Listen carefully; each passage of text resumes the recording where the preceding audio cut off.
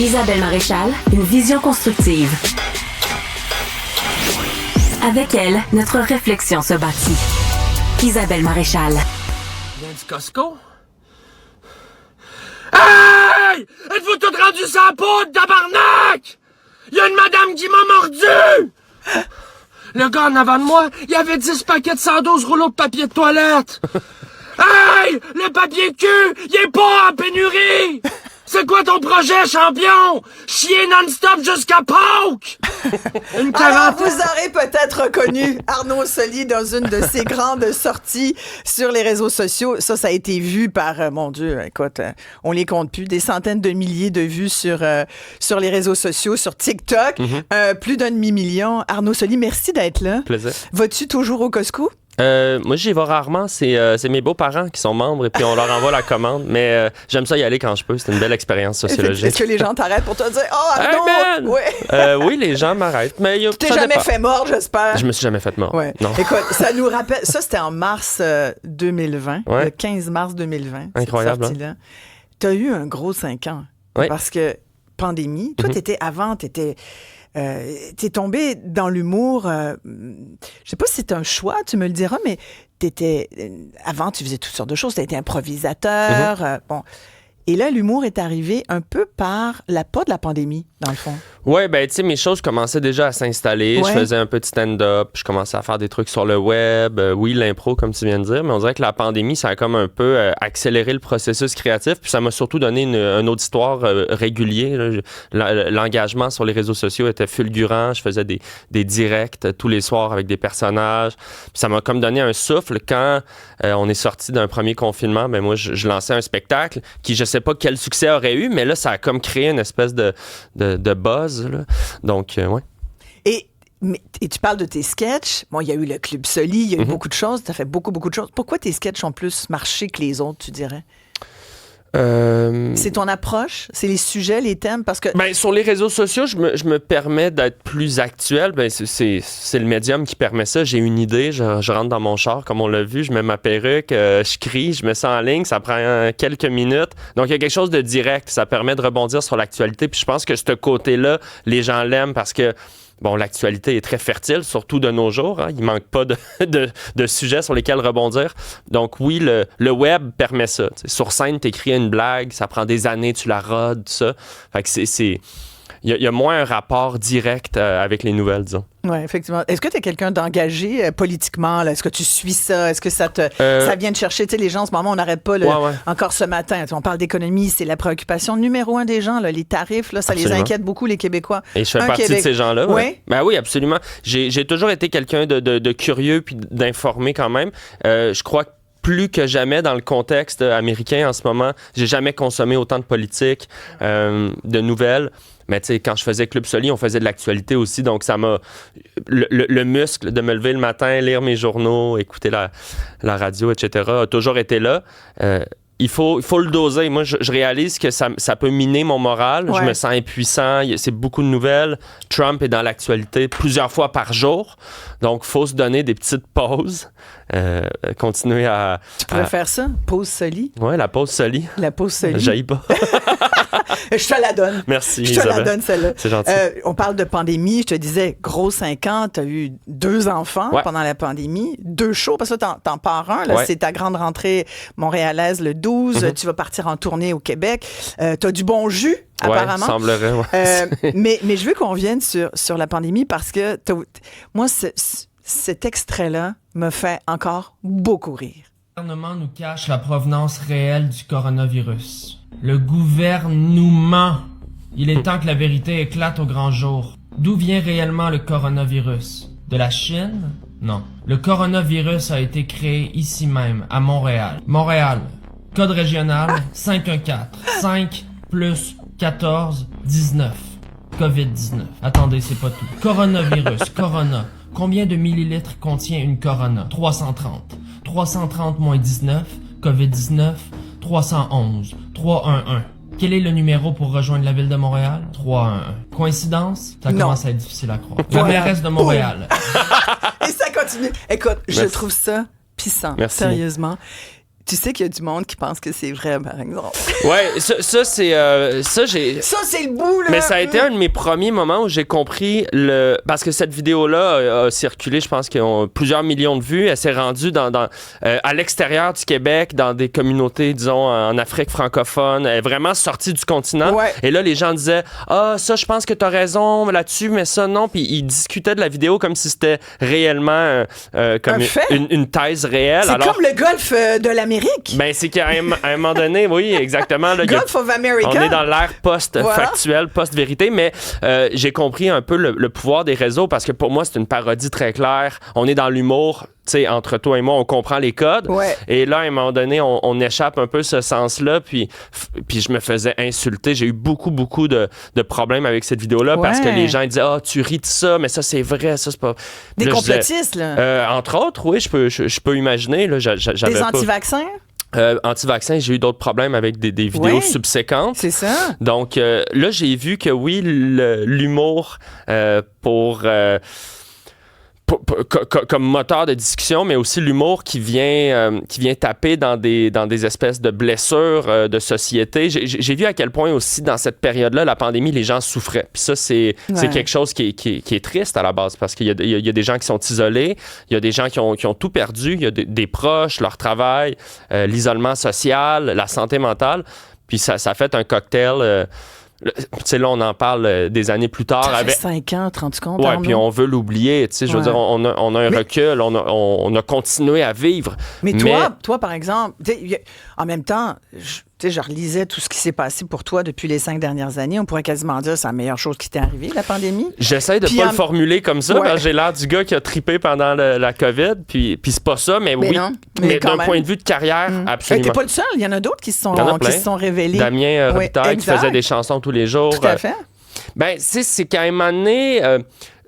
moi, la création, c'est mon métier, mais avant tout, c'est ma passion, puis c'est comme ça que je me définis, puis c'est comme ça que je fais du sens dans ma vie. Fait que pour moi, c'était pas une question d'arrêter ou pas. Les salles étaient fermées. J'ai dit, bon, comment je fais des blagues? Je pratique mon métier? Ben, dans mon sous-sol, avec des perruques. Ouais. Comment tu te décris? Est-ce que tu es humoriste? Est-ce que ouais, je dis humoriste. Ouais. Ben, je trouve que l'humour, c'est un grand chapeau. Même quand j'écris des sketchs, c'est souvent dans l'humour, l'impro, tout ça. Fait que oui, Qui humoriste. te fait rire, toi? Qui me fait rire? Ah, beaucoup de gens. Beaucoup de choses.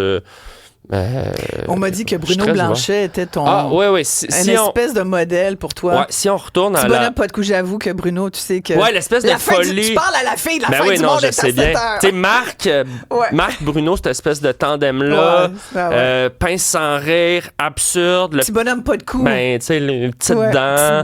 Anne-Marie Lozic à l'époque aussi. Donc, moi, c'est un peu la genèse. C'est vrai, Anne-Marie Lozic, écoute. Ouais.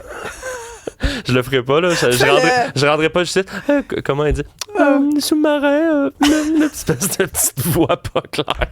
Mais, ouais, puis tu sais, François Pérusse, RBO. Quand je suis tombé assez jeune dans l'humour québécois, je me suis mis comme un junkie là, à tout voir. Puis pré-internet, donc j'allais au club vidéo, louer des vieilles cassettes de Juste pour rire, des shows à sketch. On écoutait tout ce qui se faisait à la télé. Puis oui, c'était déjà une fascination pour moi de... Ah, ça existe, ça, cette affaire-là de folie, de rire, de tout. Je trouve ça beau. Des fois, quand je croise des anciens de la fin du monde, on se dit, mon Dieu. Vous saviez pas du tout en faisant ça. On n'était pas conscient de ce qu'on faisait tant que ça. Puis de l'impact, je crois, que ça a eu sur la télé, parce qu'après ça, tout le monde a essayé de refaire ça. Ouais. Et d'ailleurs, dans Club Soli, dans les espèces de chroniques avec les personnages, il y a des faux rires qu'on garde, mais on se le cache pas. C'est un clin d'œil un petit peu à la fin du monde, où est-ce qu'on entendait l'équipe rire derrière les caméras, qu'on entendait les rires de tout le monde. C'était pas caché, ce plaisir-là de l'équipe qui dit « Mon Dieu, qu'est-ce qui se passe? » Qu'est-ce qu'on est en train de faire? Exact. Mais on se disait surtout, aujourd'hui, on ne pourrait plus dire ça. Tu sais ce que tu viens de dire, là, que tu fais de l'humour, mais il y a des gens qui en ont pas d'humour qui vont dire « Hey, Soli, tu peux pas dire que Ben, la différence, je crois... T'es un humoriste, tu viens de le dire. Je suis un humoriste. Ben, j'ai l'impression que dans ces années-là, le légal du diffuseur était moins actif. Tu sais, c'est-à-dire, j'ai l'impression qu'il recevait pas les textes d'avance tant que ça. Ah, ben non. Puis c'est un peu live, fait qu'arrange-toi. Puis au Il y avait pire, comme pas de texte, au pire les gens fâchés, ils vont envoyer des lettres à la station. Puis c'était ça. Ouais. Il y avait les textes de Marc, mais sinon, tout le reste, c'était pas scripté. Là. Parce que vous l'aviez écrit le matin ou c'était pas écrit? Mais c'était pas écrit. C'était pas écrit, c'est ça. Pas écrit.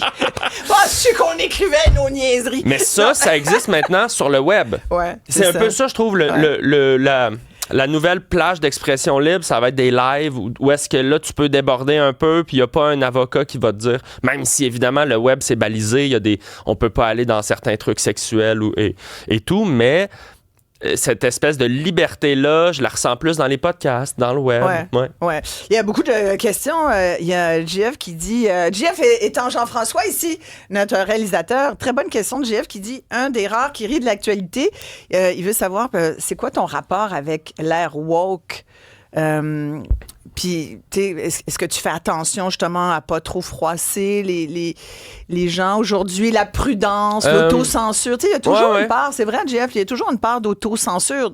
Je pense qu'on n'a pas le choix d'y penser quand on a une grande tribune. Puis, évidemment, avec tous les commentaires qui peuvent émerger de ci et de ça, ça fait partie de la réalité d'un créateur.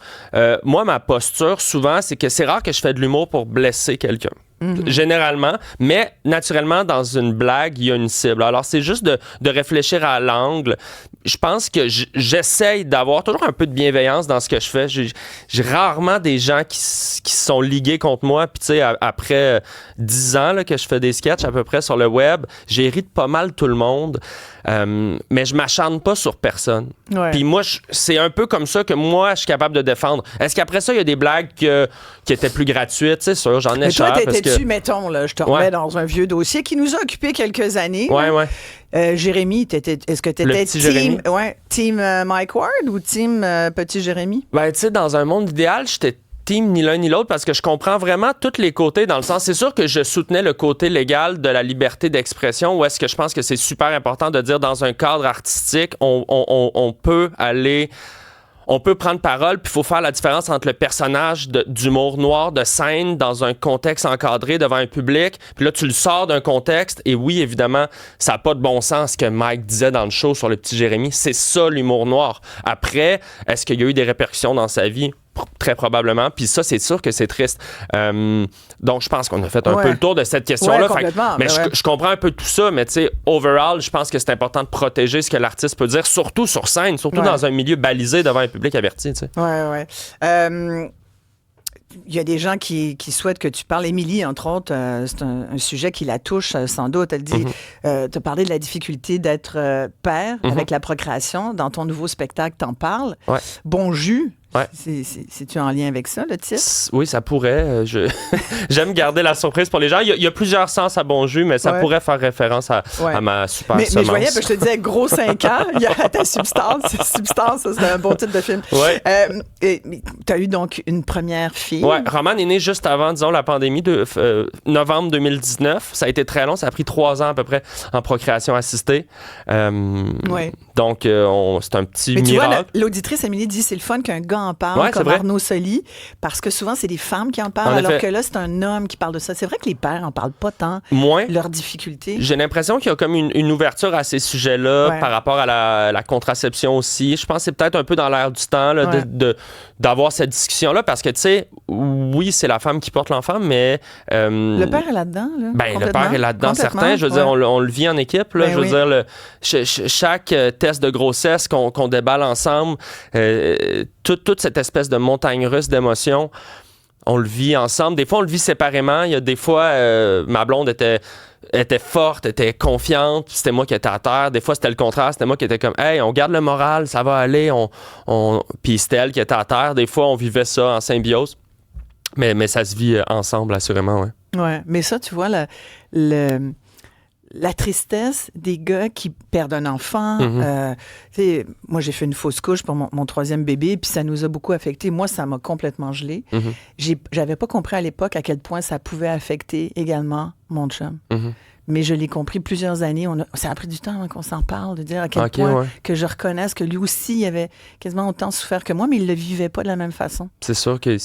Oui, absolument, parce que c'est ça, la famille, là. Tu sais, c'est qu'à un moment donné, ça crée des liens qui sont réels, qui sont invisibles. Puis c'est tellement un désir fort, le désir d'enfant. Surtout quand il est partagé, ben après ça, je peux pas parler pour tout le monde, mais nous, c'était vraiment un projet qu'on caressait ensemble. Ouais. Je pense que ça nous a rendus plus forts comme couple. Et, à tel point que votre deuxième fille est venue toute seule. Absolument. Les hormones, je sais pas qu'est-ce qui s'est passé. Et vous êtes même rendu au rendez-vous? Oui, ma blonde se rend à Sainte-Justine, donc pour réouvrir un dossier, en se disant, bon, on est pogné là une autre couple d'années, mais bon. Mais vous étiez prêt à ça. On savait un peu dans quoi on s'embarquait. Prise de sang pour ouverture de dossier. Madame Goff, vous êtes déjà enceinte. Pac, la gueule à terre. Wow. Elle dit impossible. Ça se peut pas. Je suis pas capable de faire des enfants. Moi, tu sais, dans sa tête, c'était ça. Il dit le corps a compris. Il y a un truc hormonal qui s'est passé. Elle est venue me rejoindre dans un meeting. Puis elle m'attendait devant la porte. J'étais comme, qu'est-ce qui se passe? Tu sais, moi, catastrophé. Mais qu'est-ce que ma blonde fait? Puis je suis enceinte. Fait que, ça a été quoi ta réaction? Ben, je pleurais de joie, là. Tu sais, je veux dire. Moi, on pensait qu'on s'embarquait dans une grosse affaire. Puis on a dit, ben, mon Dieu, des fois, la vie est douce. Oui, tout à fait. Et d'ailleurs, tu dis, moi, la fin de semaine, je suis avec mes enfants, puis ma famille. Je ferai pas de la tournée. Parce que la tournée, c'est tough là, pour les artistes là, qui mangent pas assez de pizza. Ben, c'est tough, là. Tu sais, y a pas juste les artistes qui font de la route, mais c'est sûr qu'on est loin. Ouais. C'est sûr que, ayant des enfants qui sont maintenant à la garderie, les deux, bientôt à l'école, les fins de semaine, c'est un peu les moments précieux. Sinon, moi, je les vois le matin, on déjeune, puis le soir, tu sais, ça va vite. La fin de semaine, on passe la journée, on fait des activités, on va jouer dehors, on va voir les grands-parents, tu sais, puis si je suis tout le temps sur la route, je les ai plus ces moments-là, tu sais. Puis pour moi, ça vaut pas la peine de manquer ça. Il y a rien qui est plus précieux pour moi que ces moments-là, en fait. T'as raison. C'est ça mon calcul. Exactement. Mais t'as tellement raison. Je pense que t'as compris, Arnaud. Puis c'est bien qu'un jeune de 35 ans comprenne ça. Ben, ça m'a pris une première tournée. Ça m'a pris des moments où est-ce que je reviens de une semaine en Abitibi puis que ma plus jeune me reconnaît semi parce que là, c'est qui le monsieur dans le portique? Ça m'a pris des moments où est-ce que je fais j'ai manqué ça, ses premiers mots, ses premiers pas. Puis ça, ça reviendra pas, tu sais.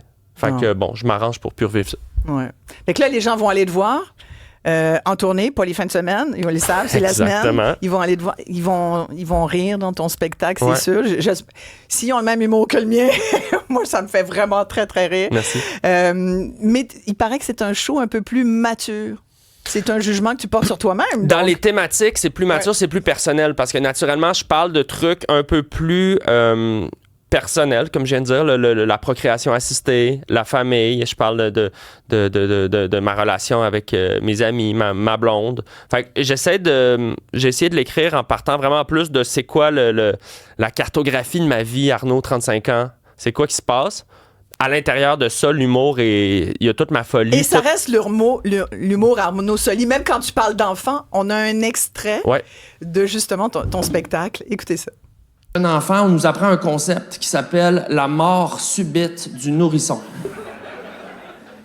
Je t'explique rapidement ceux qui ne savent pas, c'est qu'on nous explique que des fois, l'enfant, quand il dort, il décède.